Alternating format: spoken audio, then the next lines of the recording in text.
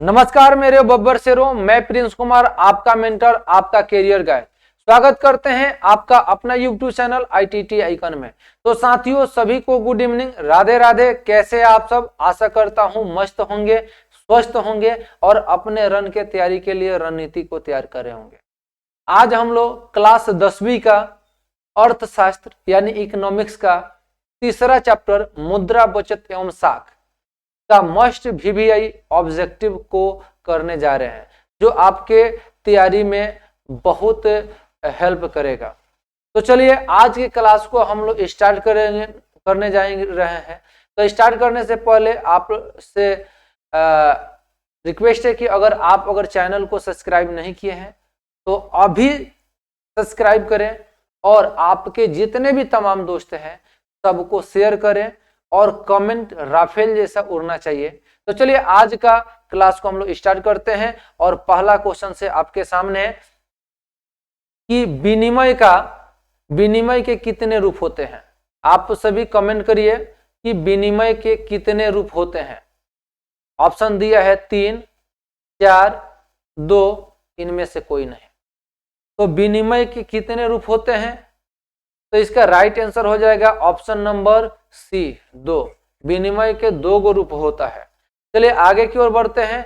अगला प्रश्न है कि सभ्यता के प्रारंभिक अवस्था में मुद्रा का प्रयोग निम्न में से किस रूप में होता था।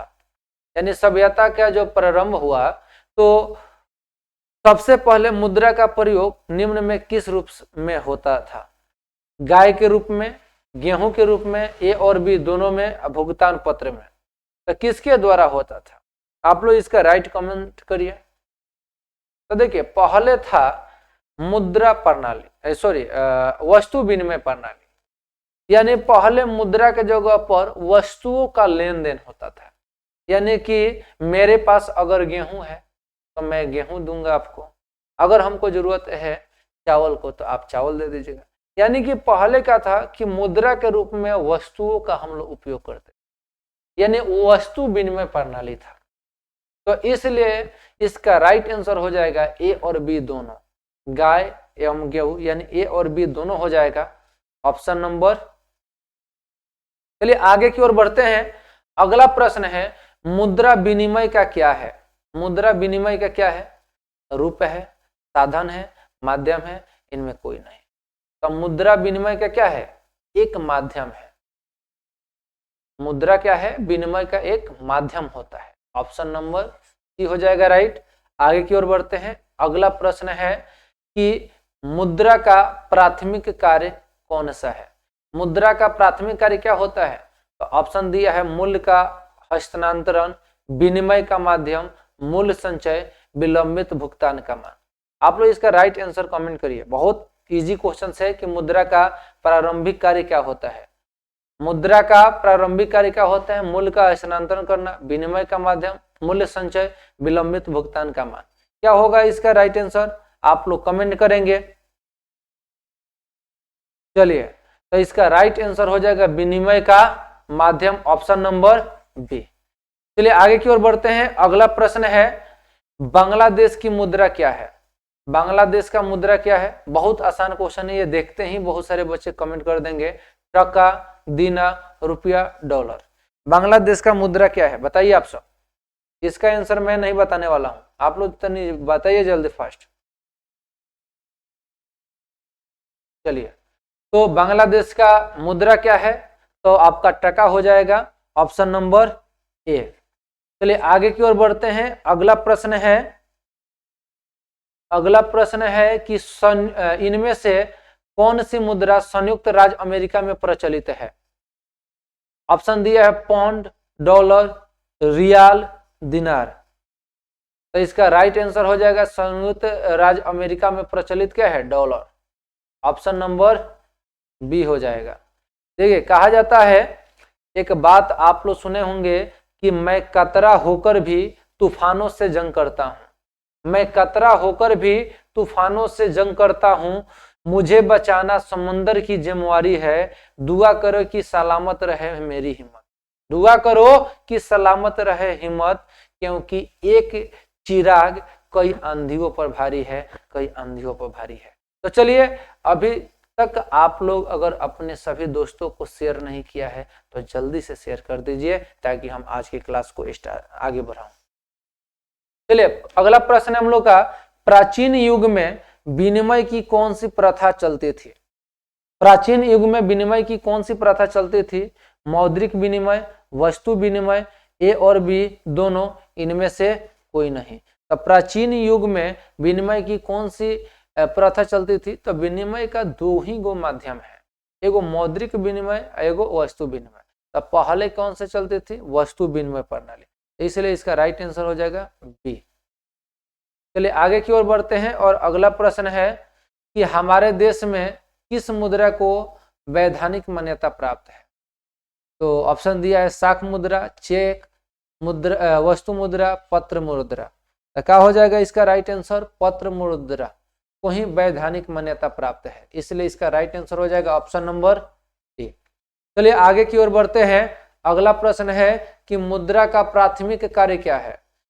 तो ऑप्शन दिया है विलंबित करने, विलंबित भुगतान का मान, मूल्य संचय, मूल्य स्थानांतरण, विनिमय का माध्यम। यह साइड रिपीट हो गया है प्रश्न, तो इसका राइट आंसर हो जाएगा विनिमय का माध्यम, ऑप्शन नंबर डी। चलिए आगे की ओर बढ़ते हैं। अगला प्रश्न है कि निम्न में से कौन सा मुद्रा एक आधुनिक रूप नहीं है? ऑप्शन दिया है ड्राफ्ट, जमा, मुद्रा, इनमें से कोई नहीं। कह रहा है कि निम्नलिखित में कौन मुद्रा का एक आधुनिक रूप नहीं है? तो इसका राइट आंसर हो जाएगा जमा, ऑप्शन नंबर। चलिए आगे की ओर बढ़ते हैं। अगला प्रश्न है वस्तु विनिमय प्रणाली की मुख्य कठिनाइयां क्या थी? तो पहला मूल्य मापन की कठिनाई, दोहरे आवश्यकता के दोहरे संयोग का अभाव, दोनों, इनमें कोई नहीं। देखिए, वस्तु विनिमय प्रणाली की सबसे बड़ी कठिनाई था मूल्य मापन की कठिनाई, उसके बाद से दूसरा था आवश्यकता के दोहरे संयोग का अभाव, उसके बाद से, तो इसलिए इसका राइट आंसर हो जाएगा ए और बी दोनों, यानी ऑप्शन नंबर सी हो जाएगा। चलिए आगे की ओर बढ़ते हैं। अगला प्रश्न है कि प्रारंभिक अवस्था में मनुष्य का व्यापार किस पर आधारित था? बहुत आसान क्वेश्चन है कि प्रारंभिक अवस्था में मनुष्य का व्यापार किस पर आधारित था? वस्तु विनिमय पर, मोल जोल पर, साख पर, धातु मुद्रा पर। तो क्या हो जाएगा इसका राइट आंसर हो जाएगा ए, वस्तु विनिमय प्रणाली। अगर आपसे कोई पूछता है वस्तु विनिमय प्रणाली किसे कहते हैं, तो आप लोग क्या बोलेंगे? तो विनिमय की वैसी प्रणाली जिसमें चाहे वैसी पद्धति या वैसी प्रणाली में क्या किया जाता है, वस्तुओं के द्वारा लेन देन किया जाता है, तो वस्तु विनिमय प्रणाली कहते हैं।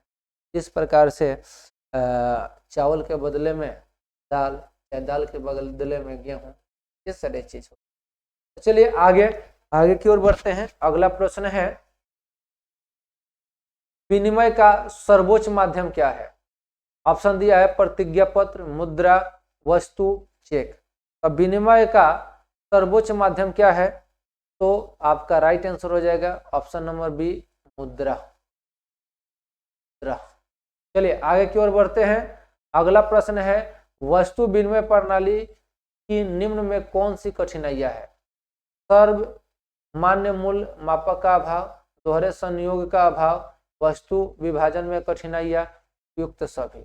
तो इसमें क्या हो जाएगा? सर्वमान्य मूल्य मापक का अभाव, यानी कि किसी वस्तु का कितना मूल्य है उसमें अभाव रहता है। ये भी कठिनाई रहता है कि एक ही वो वस्तु का दो बार तो संयोग नहीं हो जा रहा है, और वस्तु विभाजन में कठिनाई, इसलिए इनमें सभी हो जाएगा ऑप्शन नंबर डी। चलिए आगे की ओर बढ़ते हैं। अगला प्रश्न है निम्नलिखित में कौन विधि ग्राह्य मुद्रा है? ग्राह्य मुद्रा है, तो ऑप्शन दिया है ड्राफ्ट, 10 रुपए की नोट, चेक, इनमें से सभी। तो क्या हो जाएगा? 10 रुपए की नोट। चलिए इसका राइट आंसर हो जाएगा ऑप्शन नंबर। चलिए आगे की ओर बढ़ते हैं। अगला प्रश्न है कि विनिमय के कौन से रूप है?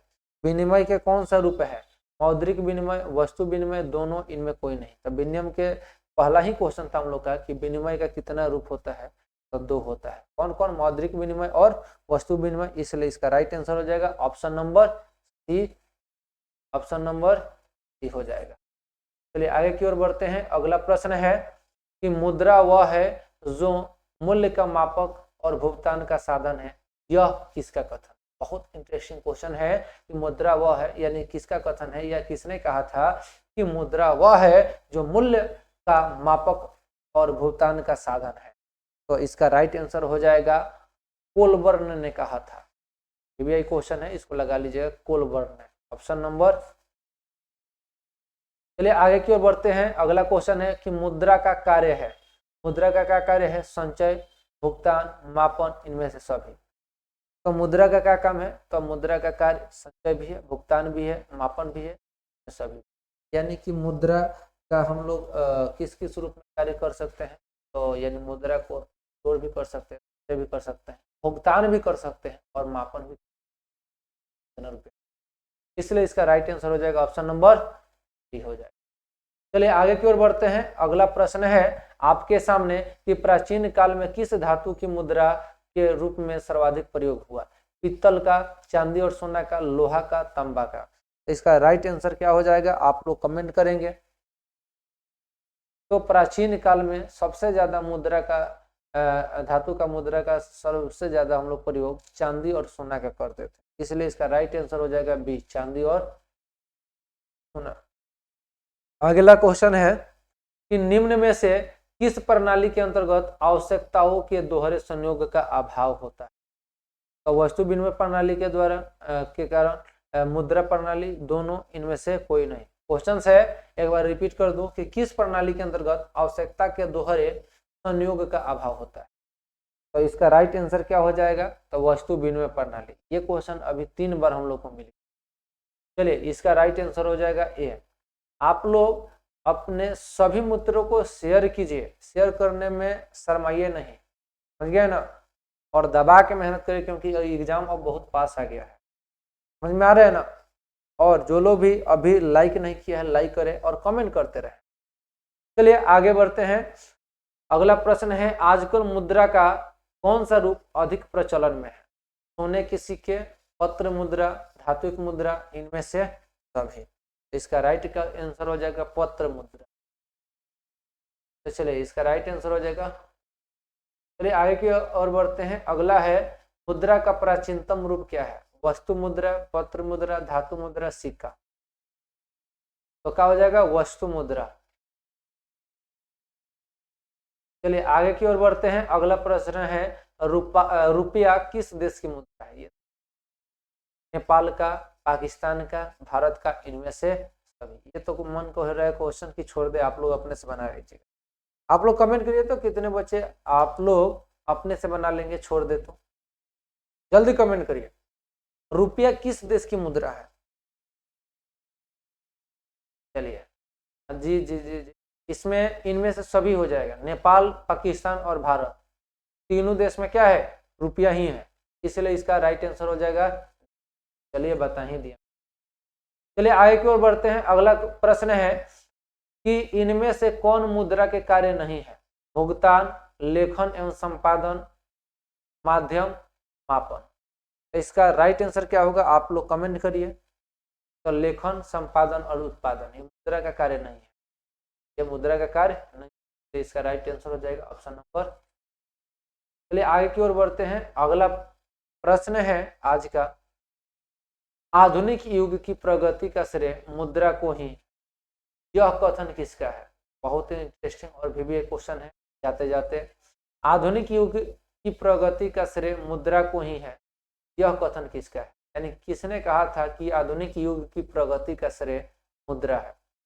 तो मार्शल ने कहा था, क्राउथर ने कहा था, प्रेस्कॉट ने कहा था, इनमें से कोई नहीं। इसका राइट आंसर क्या हो जाएगा, मार्शल, ऑप्शन नंबर।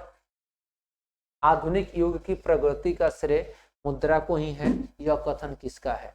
तो आप लोग को मैं बता दूं क्योंकि क्लास 10th का अल्ट्रा 2.0 बैच बहुत ही जल्द हम लोग लॉन्च करने जा रहे हैं।